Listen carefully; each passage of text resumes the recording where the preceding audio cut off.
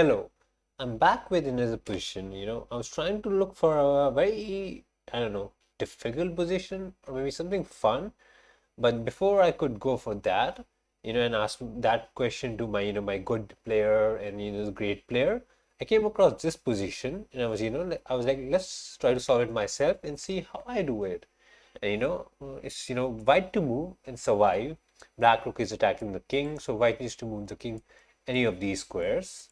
And the problem with this position is, like, when let's say he was king here, black rook will go to c5, and the pawn is going to go to c1. There's no way you stop it. Like, let's see if you capture the rook, takes, king takes, it just queens, and white loses the game. So that's the problem with this position, and I saw that instantaneously, but after seeing rook c5, I could not find a way to defend it. I was like, if I try to give some kind of checks, king will just go away here, and my rook can't magically go from f7 to c1, and I'm just losing it.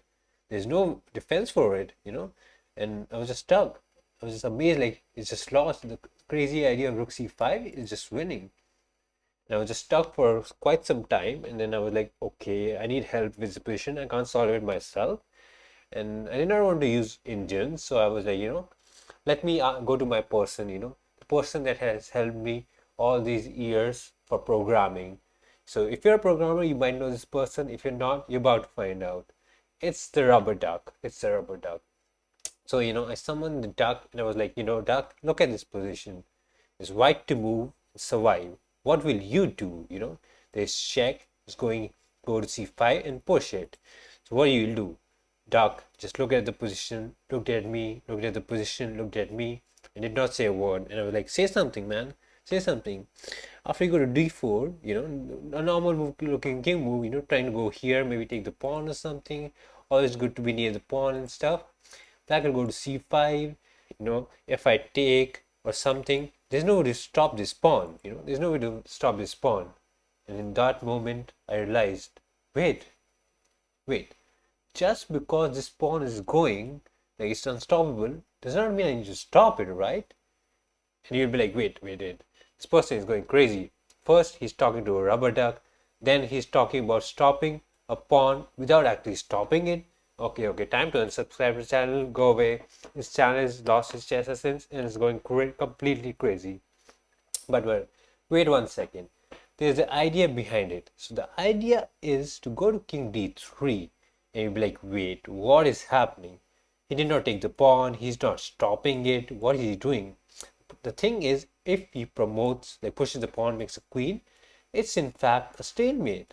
Very surprising stalemate. You always forget about stalemate, but it's always there, always very tricky and a very important thing to keep in mind. So he can't make the queen, that's obvious. But if he makes the rook, it doesn't change difference. It's still a draw. So he'll be like, okay, queen does not work, rook does not work, but there's still two more pieces left. What if I make a knight?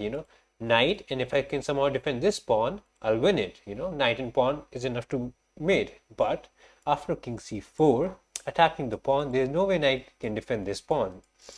And he can't go to b3 or d3 because king covers it, and once white kings take the pawn, it's just a draw. So you'll be like, okay, knight doesn't work, rook doesn't work, queen doesn't work. Then in all previous positions, I remember there was sometimes the bishop that did the job always. So let's make the bishop this time. And once you go to c4, attacking the pawn, I can go to a3 and defend it. And once my king comes back, I'll win the game. And your crazy idea of king d3 did not work. What are you doing? But in fact, after bishop a3, there's d4, forcing a pawn trade and just resulting in a draw. Very, very good. And you'll be like, whoa, I can't believe it. After you exchange the rooks, you did not take the pawn, you just went d3. Just like a very weird looking move, and just got away with stalemate. That was just mind blowing.